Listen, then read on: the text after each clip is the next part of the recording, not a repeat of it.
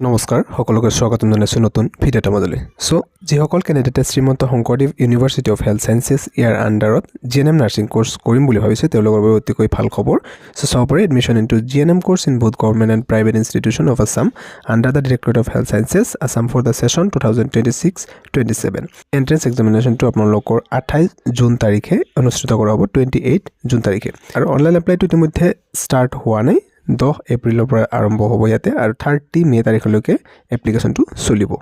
ইয়াতে এপ্লিকেশন হিচাপে ফিস জেনাৰেল ক্যান্ডিডেটে 1500 টকা পেমেন্ট কৰিব লাগে যেটো নন ৰিফান্ডেবল হয় আৰু লগতে এসসি এসটি ওবিসি এমওবিসি বা ইয়াতে ইডব্লিউএস ক্যাটেগৰি ক্যান্ডিডেট হলে 1200 টকা পেমেন্ট কৰিব লাগে ইয়াতে এডমিট কাৰ্ড টু জুনৰ 14 তাৰিখৰ পৰা 14 তাৰিখৰ পৰা আপোনালোকে ডাউনলোড কৰিব পাৰিব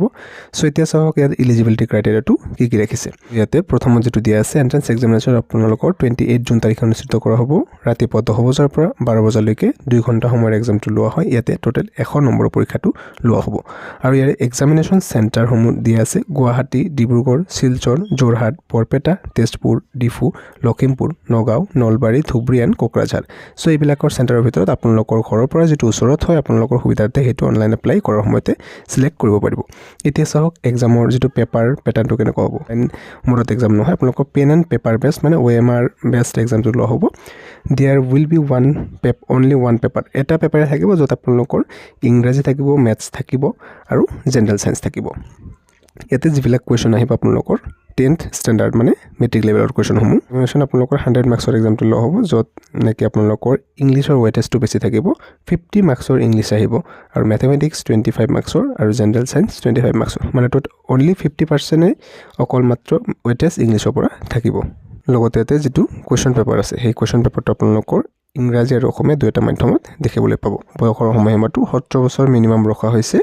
31 ডিসেম্বৰ হিচাপে চাব তা এডুকেশনাল কোৱালিফিকেশনৰ ক্ষেত্ৰত 10+2 পাস কৰা হ'ব লাগিব অৰ্থাৎ হায়াৰ সেকেন্ডাৰী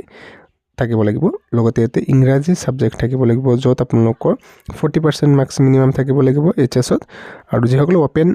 ওপেনৰ পৰা কৰিছে ধৰক এইচএস কিছুমান যদি ওপেনৰ পৰা কৰিছে তেওঁলোকেও এই ক্ষেত্ৰত এলিজিবল হ'ব এতে উল্লেখ আছে so 10+2 having 40% marks in vocational AM course যদি আপুনি কৰিছে from the school recognized by Indian Nursing Council তথাপি হ'ব নাইবা যদি হেতে 10+2 পাস কৰিছে ইংৰাজী হইতে 40% মাৰ্কছৰ হইতে ভোকেশনাল স্ট্ৰীম হেলথ কেয়াৰ সায়েন্সৰ তথাপিও হ'ব আৰু এই ক্ষেত্ৰত 5% ৰিল্যাক্সেশন লাভ কৰিব এসসি এসটি ক্যান্ডিডেট হলে ইয়াতে যেটো মেৰিট লিষ্ট প্ৰকাশ কৰিব সেই মেৰিট লিষ্টটো এন্ট্ৰেন্স এক্সামিনেশ্যনৰ ওপৰতে টোটালি ভিত্তি কৰি মেৰিট লিষ্টটো প্ৰকাশ কৰা হ'ব মিনিমাম কোৱালিফাইং মাৰ্ক বা যেটো কাট অফ হেতু পৰৱৰ্তী সময়ত জনাই দিব বুলি এতে উল্লেখ আছে সো আপোনালোকে জানে ইতিমধ্যে SSUHS অৰ্থাৎ Srimanta Sankardev University of Health Sciences ইয়াৰ আন্ডাৰত যেটো আপোনালোকৰ ডিফাৰ্ম বিফাৰ্ম ইয়াৰো এপ্লিকেশন আৰম্ভ হৈছে তাৰ লগতে জিএনএম নাৰ্ছিংৰ বাবেও মানে নোটিফিকেশনটো মুকলি কৰিলে গতিকে যিসকল ক্যান্ডিডেটে যেটো কোৰ্সত ইন্টাৰেস্টেড হয় আৰু যদি দিব বিচাৰে এক্সামিনেশ্যন সমূহ আপোনালোকে এপ্লাইটো কৰিব পাৰে আৰু কিবা ডাউট থাকিলে আপোনালোকে কমেন্টত নিশ্চয় জনাব ভিডিঅটো লাইক এটা কৰি ৰাখিব থ্যাংক ইউ